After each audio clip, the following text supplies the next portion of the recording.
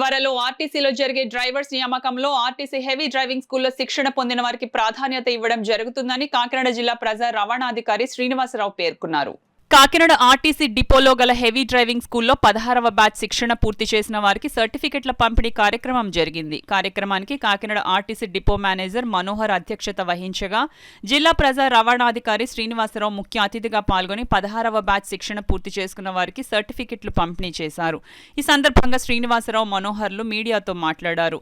ఈ కార్యక్రమంలో RTC heavy driving school instructor Ramarao తదితరులు పాల్గొన్నారు. బస్సు కానీ ట్రక్ కానీ డ్రైవ్ చేసి నేర్చుకున్నారు కాబట్టి మీకు ఎక్కువ ఆత్మస్థైర్యం ఉంటుంది. చేయగలిగి ఎనీ వెహికల్ నేను డ్రైవ్ చేయగలనే ధైర్యం కలుగుతుంది. సో ఇందులో కొంతమంది బీటెక్ డిప్లొమా చేసుకుని కూడా ఉన్నారు. వాళ్ళు ఏదైనా ఎంబీఏకి వాటికి వెళ్ళడానికి ఏ ఎంబీఏ పోస్ట్కి వెళ్ళడానికి కూడా వాళ్ళు సిద్ధపడతారు.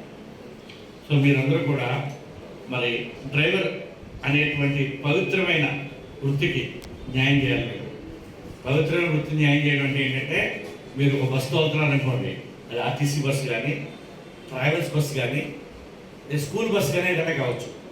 సో అందులో ఉండేటువంటి పిల్లలు, స్కూల్ బస్సు అయితే పిల్లలు, ఆర్టీసీ కానీ ట్రావెల్స్ బస్సు అయితే అందులో ప్రయాణికులు, వారిని గమ్యస్థానానికి క్షేమంగా చేర్చేటువంటి గొప్ప కార్యక్రమాన్ని మీరు తీసుకెళ్తారు. అంతేనా? మీ మీద ఆధారపడి ఉంటుంది. మీరు ఎంత జాగ్రత్తగా డ్రైవింగ్ చేసి వారిని గమ్యస్థానానికి చేస్తే మీ ఉద్యోగాన్ని మీరు న్యాయం చేసినట్టు.